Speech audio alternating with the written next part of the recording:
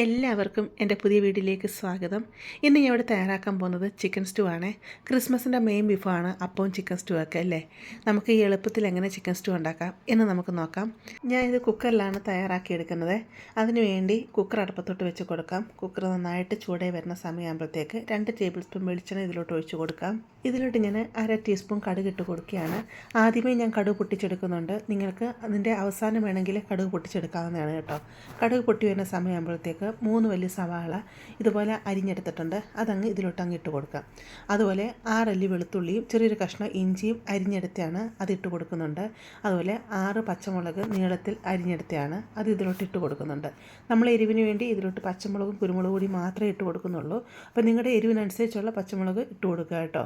സവാള ഇതുപോലെ നല്ലതായിട്ട് വഴണ്ട് വരണം. നല്ലതായിട്ട് വഴണ്ട് വരുന്ന സമയമാകുമ്പം 2 വലിയ ഉരുളക്കിഴങ്ങ് അരിഞ്ഞതും അതുപോലെ 2 ക്യാരറ്റ് അരിഞ്ഞതും ഞാൻ ഇതിലോട്ട് ഇട്ട് കൊടുക്കുന്നുണ്ട്. ഇട്ട് നല്ലതായിട്ട് ഇളക്കി ഇതങ്ങ് മിക്സ് ചെയ്യാം. ഈ സമയം കഴുകി വൃത്തിയാക്കിയ 1200 ഗ്രാം ചിക്കൻ ഇതിലോട്ട് ഇട്ട് കൊടുക്കുകയാണ്. എന്നിട്ട് ചിക്കനോട് ചേർത്തിട്ട് നല്ലതായിട്ട് നമുക്ക് ഇളക്കി മിക്സ് ചെയ്യാം.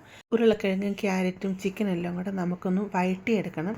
ചിക്കൻ്റെ ഈ കളറൊക്കെ മാറി ഒരു വെളുത്ത കളറായി വരണം. അതുവരെ ഇതൊന്ന് വഴറ്റിയെടുക്കാം.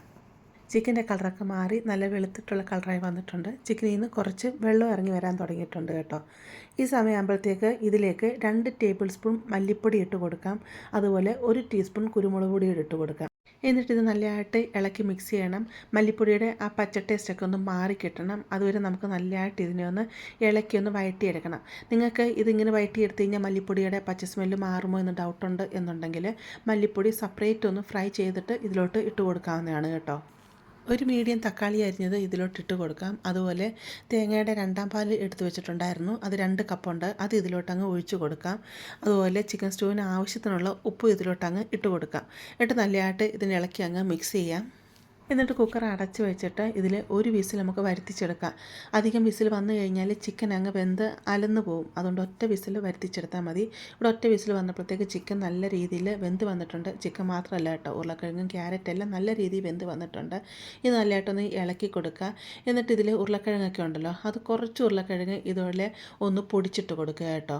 കുക്കറിൻ്റെ സൈഡിലോട്ട് വെച്ചിട്ട് ഇതുപോലെ ഒന്ന് പൊടിച്ചിട്ട് കൊടുത്താൽ മതി. ഇത് പൊടിച്ചിട്ട് കൊടുക്കുമ്പോഴത്തേക്ക് കറി ഒന്ന് കുറുകിയും വരും. അതുപോലെ നല്ലൊരു ടേസ്റ്റുമാണ്. ചിക്കൻ സ്റ്റൂവിന് ചാറ് കുറവായിട്ട് തോന്നി ഞാൻ ഇതിലോട്ട് കുറച്ച് വെള്ളം തിളപ്പിച്ചത് ഇതിലോട്ട് ഒഴിച്ച് കൊടുക്കുന്നുണ്ട്. അപ്പോൾ നിങ്ങൾക്ക് എത്രമാത്രം ചാറ് വേണം അതനുസരിച്ച് നിങ്ങൾക്ക് വെള്ളം ഒഴിച്ച് കൊടുക്കാവുന്നതാണ് കേട്ടോ. ഇത് തണുത്ത് കഴിയുമ്പോഴത്തേക്ക് കുറേ അങ്ങ് കുറുകി വരും.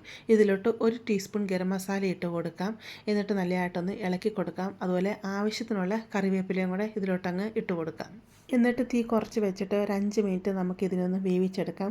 ഇവിടെ 5 മിനിറ്റ് ആയിട്ടുണ്ട്. ഞാൻ ഇതിലോട്ട് കുറച്ച് മല്ലിയില അരിഞ്ഞത് ഇതിലോട്ടങ്ങ് ഇട്ട് കൊടുക്കുന്നുണ്ട്. എന്നിട്ട് നല്ലതായിട്ട് ഇളക്കി മിക്സ് ചെയ്യാം. ഇനി തീ ഫുൾ അങ്ങ് കുറച്ച് വെക്കുക. എന്നിട്ട് തേങ്ങയുടെ 1ാം പാൽ നല്ല കട്ടിപ്പാൽ ഇതിലോട്ട് ഒഴിച്ച് കൊടുക്കാം. അത് 1/2 തൊട്ട് 1 ഗ്ലാസ് വരെ നിങ്ങൾക്ക് ഒഴിച്ച് കൊടുക്കാവുന്നതാണ് കേട്ടോ. എന്നിട്ട് നല്ലതായിട്ട് ഇളക്കി മിക്സ് ചെയ്യുക. ഇത് ലാസ്റ്റായിട്ട് നമുക്ക് ഇതിലോട്ട് 1/2 ടീസ്പൂൺ പെരിഞ്ജീരകം പൊടിച്ചതും കൂടെ ഇതിലോട്ടങ്ങ് ഇട്ട് കൊടുക്കാം. എന്നിട്ട് നല്ലതായിട്ട് ഇളക്കി ഒന്ന് മിക്സ് ചെയ്യാവുന്നതാണ്. എന്നിട്ട് തീ ഓഫ് ചെയ്യാവുന്നതാണ്. തേങ്ങാപ്പാലിൻ്റെ 1ാം പാൽ ഒഴിച്ച് കൊടുത്താൽ പിന്നെ കറി തിളക്കരുത് കേട്ടോ. ഇപ്പോൾ ഈ ഒരു ലൂസിലാണ് ആയിക്കിട്ടിരിക്കുന്നത് കറി. അതുപോലെ ചിക്കൻ്റെ കഷ്ണങ്ങൾ പൊടിഞ്ഞൊന്നും പോയിട്ടില്ല. ഇനി കുറച്ച് തണുത്ത് കഴിയുമ്പോഴത്തേക്ക് കറി നല്ലതായിട്ട് കുറുകി വരും. ഈ സമയത്ത് നിങ്ങൾക്ക് കുറച്ച് കാഷ്നട്ട് വറുത്തിട്ട് ഇതിൻ്റെ മുകളിൽ ഇട്ട് കൊടുക്കാവുന്നതാണ്. അതുപോലെ 1 ടീസ്പൂൺ നെയ്യ് നിങ്ങൾക്ക് ഇതിലോട്ട് ഒഴിച്ച് കൊടുക്കാവുന്നതാണ് കേട്ടോ.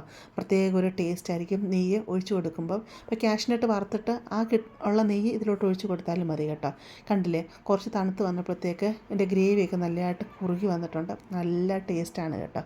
അപ്പോൾ നിങ്ങൾ ഇങ്ങനെ തയ്യാറാക്കി നോക്കുക. ഇഷ്ടപ്പെടുവാണെങ്കിൽ ചാനൽ ഒന്ന് സബ്സ്ക്രൈബ് ചെയ്ത് സപ്പോർട്ട് ചെയ്യുക. അതുപോലെ ലൈക്ക് ചെയ്യുക. നിങ്ങളുടെ ഫാമിലിയോട്ട് ഫ്രണ്ട്സിലോട്ടൊക്കെ ഷെയർ ചെയ്ത് കൊടുക്കുക. നമുക്കൊരു പുതിയ വീഡിയോയുമായിട്ട് അടുത്ത ദിവസം കാണാം.